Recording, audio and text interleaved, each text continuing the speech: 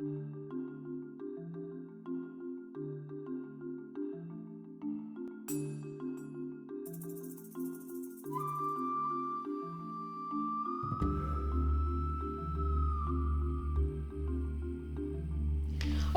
good morning, everybody. Good morning. Good morning. This lesson that I'm going to give you today is designed to teach you the truth about July the 4th, 1976. As African Americans in this country, we celebrate the 4th of July every year. And we have been doing that for a very long time. As a child, I wasn't taught the truth about the 4th of July. At that particular time, we would get together, we would have a cookout, family members come over, we're celebrating, and we really don't know what we're celebrating. When we think about July the 4th, 1976, it had absolutely nothing to do with your freedom at all. Slavery was in effect. The ships were sailing with the cargo, your ancestors, in the belly of the ship. And so in 2016, we found a lot of people that would go and get their hair weaved red and white and blue. They would paint their nails red and white and blue. They would go and get clothes that says red and white and blue. And to me, that's like branding yourself and celebrating your enslavement and the enslavement of your ancestors. No more than the Native Americans like to celebrate Thanksgiving, or the Jewish community celebrates the Holocaust. Then why are we celebrating our enslavement and the enslavement of our ancestors? Joel, you have your hands up. We celebrate the 4th of July because we see other people do it. Okay, Kana, you raised your hand. So therefore you had a question or a comment, right? Okay, we'll come back. Carter? Because since they lied to us and said it was a good holiday, it really was a bad holiday. Right, we've been lied to. And sometimes out of not knowing our family members who we entrust, we're children, we don't know. We do what they tell us to do. We celebrate what they tell us to celebrate. But they do not know. And so now that I'm teaching you, I hope that this lesson will change the way you look at celebrating days that have absolutely nothing to do with your independence. It has everything to do with the enslavement of taking your freedom from you in Africa. Taking your freedom, taking your language, separating families, putting you on the auction block. It had nothing to do at all with your freedom. Now I realize that all of you have watched a very short YouTube documentary of Frederick Douglass' speech. And I know that each of you got something out of that speech. Starting with you, Chase, what were some of the highlights of his speech that made you want to take notes? What American slave says is yours. They were talking about our freedom. I don't think I quite understand the statement, so try to revise it and we'll come back. Connor, your turn. July 4th, 1776. White was rejoicing, black shall not. So what you're saying, another word for white people, Caucasians or Europeans. Well, they was rejoicing. They was happy. They had just got their independence.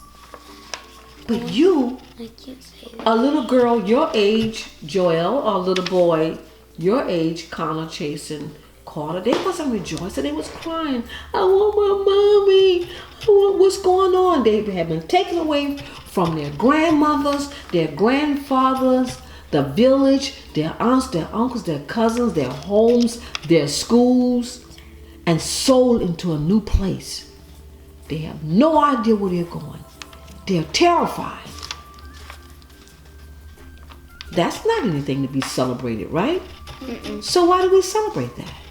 Joel, you have your hand up. We see other people do it, and can I read my thing? Yes, you can. July the 4th. July the 4th, everyone celebrates, but they're not supposed to. July 4th, 1776, our ancestors were on the ship losing their freedom.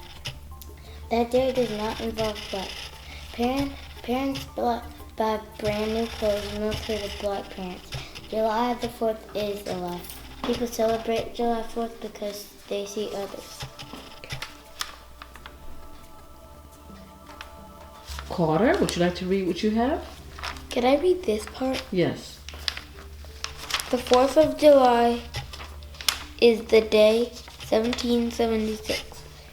Everyone that day, they were losing their freedom. And let me hear you say enslaved Africans. Enslaved Africans. Because that did not mean that they were slaves in Africa. They was enslaved. Some of the people that was kidnapped and stole and sold into slavery was prince and princess, kings and queens, doctors, scientists, educators, and forced to become slaves. So each one of you are holding cotton, and the very shirt that you hold, the very shirt that you are wearing right now is made of cotton. But your ancestors could not even wear that.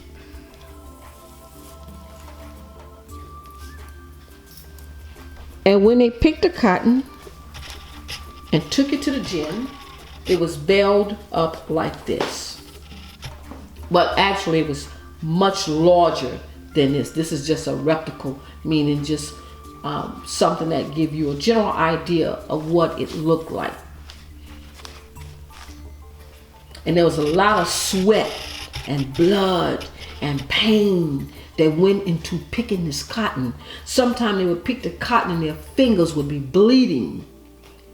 And some would die in the cotton fields. And some cried every day, wanting to go home, wishing that they can see their children again, their families.